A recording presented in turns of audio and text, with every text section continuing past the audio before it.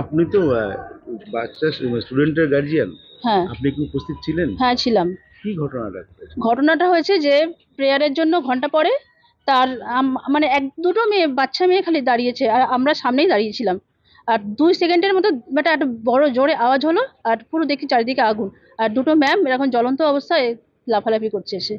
আর বাচ্চারা না, আগুনটা ভয়ে লাগলো কি থেকে? গ্যাসের থেকেই লেগেছে। তো ওনারা কি কাজ করে রান্না করতে গেছিলেন? এবার দেখুন কি করতে গেছিলেন ওই সময় তো আমরা জানি না গ্যাস ফেটেছে সেটাই জানি আমরা। তখন স্কুল চালু ছিল? চালু ছিল বলতে হ্যাঁ চালু তো হচ্ছে। হ্যাঁ একদম প্রথম প্রার্থনার সময়টা হয়েছে। তখন আপনারা উপস্থিত ছিলেন? অবশ্যই হ্যাঁ। তারপরে কি ঘটলো?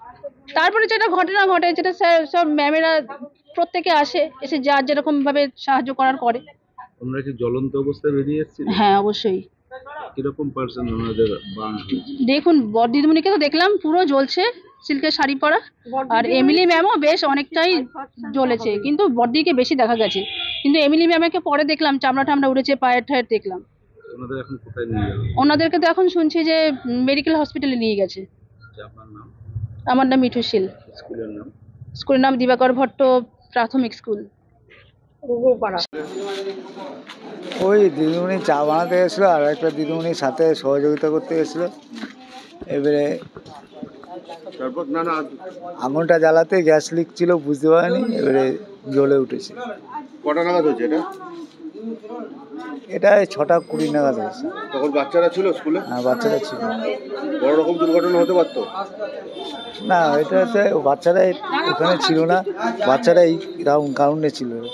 এটা রান্না, এটা কিচেন রুম। কি হলো ওখানে?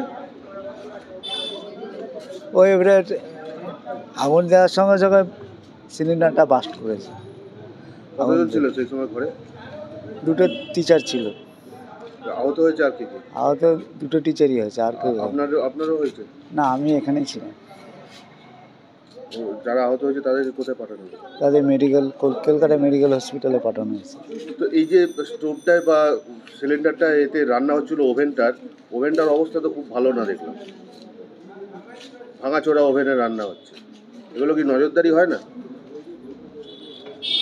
ওভেন তো এর আগে 2 সপ্তাহ আগেও সারানো হয়েছিল। আপনার নাম? আমার নাম সুকুমার ঘোষ।